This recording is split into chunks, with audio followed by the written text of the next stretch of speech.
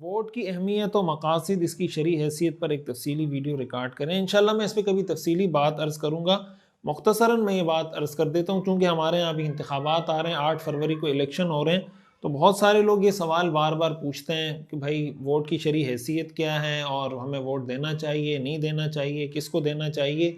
तो मैं इस बारे में एक दो उसूली बातें अर्ज़ कर देता हूँ। देखिए, ये वोट की शरई हैसियत पर हमारे अकाबिर ने, मुफ्ती शफ़ी साहब रहमतुल्लाह अलैह और दीगर अकाबिर ने, शेखुल इस्लाम मुफ्ती मोहम्मद तकी उस्मानी साहब दामत बरकातुहू, दीगर हज़रात ने इसमें काफ़ी तफसील से लिखा है कि वोट की मुख्तलिफ़ हैसियतें हैं।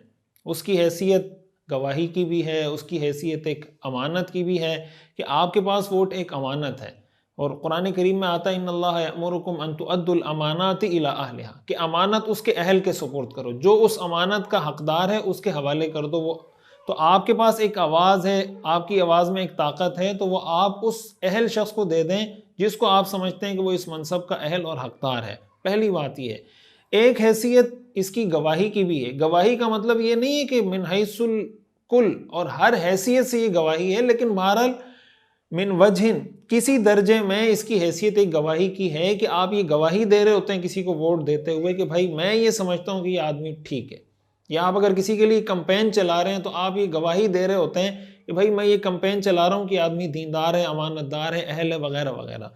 तो इसलिए वोट देते वक्त बाज़ लोग बिरयानी की प्लेट पे वोट दे रहे होते हैं, बाज़ औक़ात लोग जनाब किसी इस तरह की, आपको भाई 5-5 हज़ार रुपये दे दिए। हमारे सिंध में ये बड़ा चल रहा होता है, 5-5 हज़ार रुपये दे के सबको लाइन में लगा के कहते हैं भाई वोट डालें। अब वो कहते हैं भाई क्यों वोट दे रहे हैं, भाई 5 हज़ार रुपये मिल रहे हैं, आप क्यों वोट दे रहे हैं, हमें बिरयानी की प्लेट मिल रही है। इस तरीके से अपने वोट को बेचना 5 हज़ार रुपये के बदले में, बिरयानी के बदले में, वगैरह वगैरह, ये जो तर्ज अमल है वोट देने का, ये ठीक नहीं है। इसी के साथ साथ वोट के हवाले से ये बात भी समझनी चाहिए कि दूसरी बात, हमारे यहाँ बाज़ औक़ात ये की जाती है कि जमहूरियत कुफ्र है, और जमहूरियत, आज तक ये डिबेट बार बार चलती रहती है। ये एक तफसीली मौजू है, कभी मौका होगा मैं इस पर बात करूँगा। देखें, मगरबी जमहूरियत और पाकिस्तान में जो जमहूरियत है उसमें फ़र्क है। वजह उसकी है कि मगरबी जमहूरियत में हाकिमियत आला आवाम की होती है, पाकिस्तानी जमहूरियत में हाकिमियत आला अल्लाह की है। वो तस्लीम की गई है आईनी तौर पर, इसको कोई चैलेंज नहीं कर सकता। ये अलग बात है कि उस पर अमल में कमज़ोरी है, अमल में सुस्ती है, अमल लोग नहीं कर पा रहे हैं। तो इसके लिए हमें कोशिश करनी चाहिए। जब आइन हमें सपोर्ट कर रहा है, कानून हमें सपोर्ट कर रहा है, तो हमें आगे बढ़कर ऐसे इक़दाम करने चाहिए कानूनी तरीके से, आइनी तरीके से, कि हम अपना वो आइनी हक़ ले सकें और पाकिस्तान को वो आइनी हक़ दिलवा सकें जो पाकिस्तान का आइन कहता है। तो इस वजह से जमहूरियत को और पाकिस्तान के अंदर जो जमहूरियत है उसको कुफ्र करार देना, ये तर्ज़ अमल बिल्कुल भी ठीक नहीं है। अगर आप इसको कुफ्र करार देंगे तो आज तक पाकिस्तान की जमहूरियत में जितने उलमा शरीक हुए हैं, ये फतवा आपका उन सब पर लागू होगा, चाहे वो बरेलवी मसलक के हों, चाहे वो देवबंदी मसलक के हों, चाहे वो किसी और मसलक के हों। जितने उलमा पाकिस्तान के जमहूरी सिस्टम का हिस्सा बने हैं, पाकिस्तान की अदालतों का हिस्सा बने हैं, पाकिस्तान की पार्लियामेंट का हिस्सा बने हैं, पाकिस्तान के सियासी निज़ाम का हिस्सा बने हैं, इन सब सियासी जमातों को, तमाम मजहबी सियासी जमातों को, इनके कायदीन को, इनके रहनुमा पर आपको वो फतवा लगाना पड़ेगा। तो आप खुद ज़रा अपने दिमाग पर जोर देकर देखेंगे, क्या वो सारे अकाबिर जिन्होंने पाकिस्तान की सियासी तारीख में जमहूरी तौर पर किरदार अदा किया, पार्लियामेंट का हिस्सा बने, आइन बनाने का हिस्सा बने, क्या ये सब एक कुफरिया निज़ाम की तरक्की और उसके जनाब उसको आगे बढ़ावा देने के अंदर शरीक थे? तो आपको खुद ये बात समझ में आएगी कि भाई ये बात जो हम कर रहे हैं इसमें कोई वजन है नहीं। दलाइल इसके क्या, वो एक अलग मौजू है, मैं उस मौजू पे अभी बात नहीं कर रहा। लेकिन इस तरीके से अलल इतलाक जमहूरियत को कुफर करार दे देना और कुफरिया निज़ाम करार दे देना, ये बात भी ठीक नहीं है।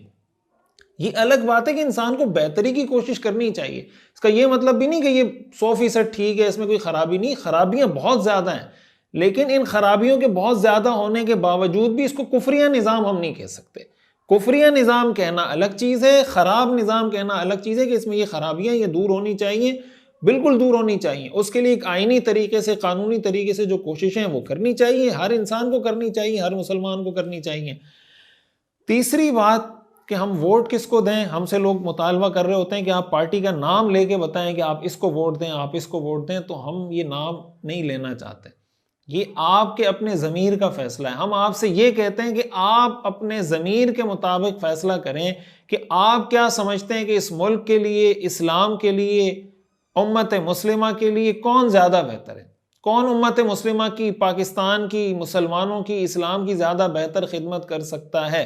आपकी अपने लीडर से मोहब्बत किस वजह से है? क्या किसी दुनियावी मफादात की वजह से है? दुनियावी मफादात का मतलब ऐसे दुनियावी मफादात जो इस्लाम से टकरा रहे हों। अगर आप ये समझते हैं कि भाई मैं जिस लीडर को वोट दे रहा हूँ ये इस पाकिस्तान के निज़ाम को बेहतर कर सकता है, यहाँ से जनाब यहाँ इंसाफ का निज़ाम ला सकता है, यहाँ इस्लाम के निज़ाम के लिए कोशिश कर सकता है, या इस्लाम के ख़िलाफ़ जो कोशिशें पाकिस्तान में हो रही होती हैं, आलमी सतह पे जो साजिशें हो रही हैं, तो उनके रास्ते में रुकावट बन सकता है और हमारे मुल्क को तरक्की दे सकता है, उम्मत मुस्लिमा के लिए एक बेहतर किरदार अदा कर सकता है। जो चीज़ें आप समझते हैं कि यार ये चीज़ें, ये क्वालिटी इस कैंडिडेट में पाई जाती हैं या इस पार्टी के मंशूर में पाई जाती हैं, तो उस पार्टी को सपोर्ट करें, उसको वोट दें। उसके लिए आप कंपेन चलाना चाहते हैं, कंपेन चलाएं। और आखिरी बात मैं ये अर्ज़ करूं कि जब इलेक्शन हो रहे होते हैं, हमारे यहाँ जब सियासत हो रही होती है, तो बहुत अफसोस की बात यह है कि एक दूसरे को गालियां देना, तोहमत लगाना, इल्ज़ाम लगाना, नीचा दिखाना, ये तो हमारे लिए जैसे शीरे मादर की तरह हम इसको हलाल समझते हैं कि भाई ये तो माँ के दूध की तरह हलाल है। तो भाई गाली देना, तोहमत लगाना, इल्ज़ाम लगाना, बुरा भला कहना, नाम बिगाड़ना, ये सारी चीज़ें इलेक्शन के दिनों में भी ऐसे ही नाजायज़ और हराम है जैसे इलेक्शन के दिनों के अलावा हराम और नाजायज़ है। आपको अल्लाह के यहाँ जवाब देना होगा, क़यामत के दिन आपसे इसका सवाल होगा। इसलिए मैं ये बात अर्ज़ करता हूँ कि अपने सियासी लीडर को इतनी वैल्यू दें जितनी वैल्यू वो आपको देते हैं। आप सियासी लीडर की वजह से अपने भाई से लड़ रहे हैं, अपने चचा से लड़ रहे हैं, बाप बेटे से, बेटा बाप से लड़ रहा है। आपको आपका सियासी लीडर इतनी वैल्यू देता है कि वो आपकी वजह से अपने अब्बा और अपने भाई से लड़े? अगर नहीं देता तो आप उनको इतनी इज्जत दें जितनी इज्जत वो आपको देते हैं।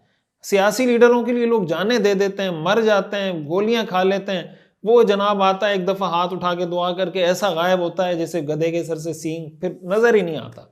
सारी जिंदगी उसकी बेवा, उसके यतीम बच्चे, उसके बूढ़े वालिदैन सिसकते और बिलकते और रोते रहते हैं। सियासी लीडर को क्या फर्क पड़ता है किसी कारकुन को गोली लग जाने से या मर जाने से? तो इसलिए ये जो हमारे यहाँ ऐसा जुनून तारी हो जाता है ना बात सियासी कारकुनों पे, कि अपने सियासी रहनुमा को हरफ आखिर बना दिया, और फिर ये तसव्वुर कि भाई हमारा सियासी रहनुमा खैर कुल है और जो हमारा मुखालिफ पार्टी का सियासी रहनुमा है वो शर्र कुल है, कि सारी की सारी खैर मेरे सियासी रहनुमा में, सारा का सारा शर मेरी ऑपोजिट पार्टी में। ये तसव्वुर भी अपने दिमाग से निकालें।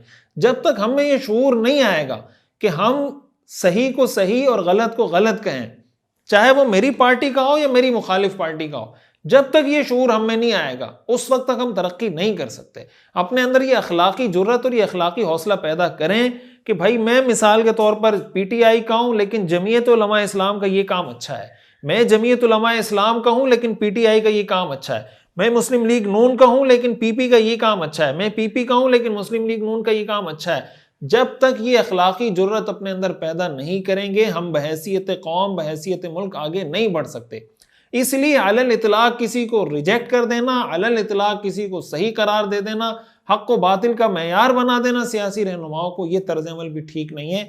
अब ये तर्ज अमल के जो मेरे सियासी रहनुमा को सपोर्ट नहीं करता वो मुसलमान नहीं है, जो इसको सपोर्ट करता है वो कहता है ये मुसलमान नहीं है, ये जो चीज़ें शुरू हो जाती हैं, ये इस्लाम का दुश्मन है या ये इस्लाम का दुश्मन है, ये तर्ज अमल ठीक नहीं है। अल्लाह ताला हमें समझने और अमल करने की तौफीक अता फरमाए।